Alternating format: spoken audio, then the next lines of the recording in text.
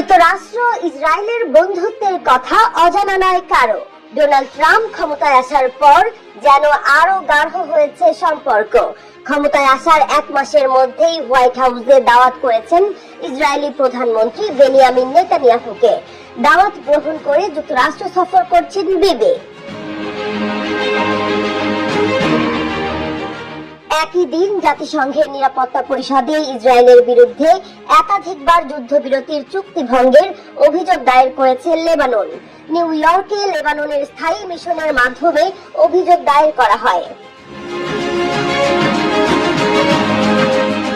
Gaza, Lebanon এবং বর্তমানে পশ্চিম তীরে অমানবিক আগ্রাসনের নির্দেশদাতার এই ওয়াশিংটন সফর নিয়ে এর মধ্যে বিভিন্ন মহলে চলছে ব্যাপক সমালোচনা।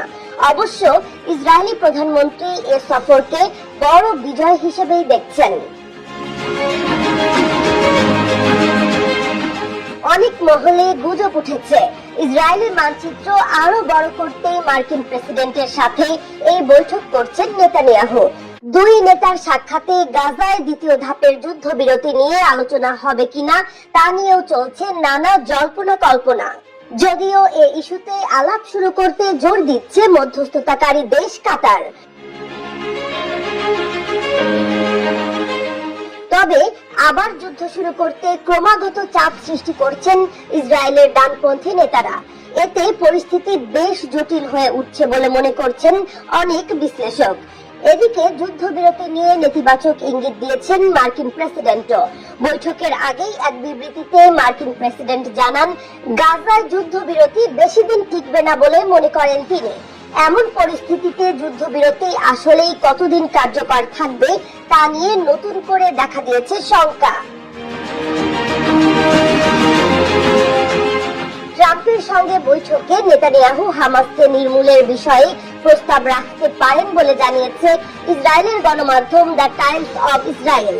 উপত্যকাটিতে ফিলিস্তিনের স্বাধীনতাকামী সংগঠনের শাসনের অবসান ঘটানো তার মূল লক্ষ্য বলে জানিয়েছে গণমাধ্যমটি, যা এর আগেও বিভিন্ন সময়ে বিভিন্নভাবে বলেছেন বেনিয়ামিন নেতানিয়াহু।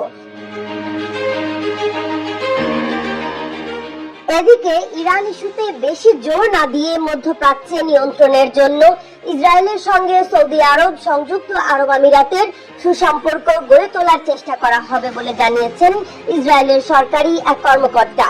ব্রিটিশ গণমাধ্যম দ্য গার্ডিয়ানকে তিনি আরো জানান, গাজা পুনর্গঠনে সৌদি আরব ও সংযুক্ত আরব আমিরাতের সঙ্গে এক হয়ে কাজ করতে চান ট্রাম্প। নেতানিয়াহু কখনো ট্রাম্পের বিরোধিতা করবেন না বলেও জানান তিনি। 7 অক্টোবর 2023 ইসরায়েলের সীমান্তবর্তী এলাকায় স্থল, জল, আকাশ 3 পথে হামলা চালায় ফিলিস্তিনি স্বাধীনতাকামী সংগঠন হামাস। তারপরই গাজায় নির্বিচার হত্যাযজ্ঞ শুরু করে ইসরায়েলের সেনাবাহিনী IDF।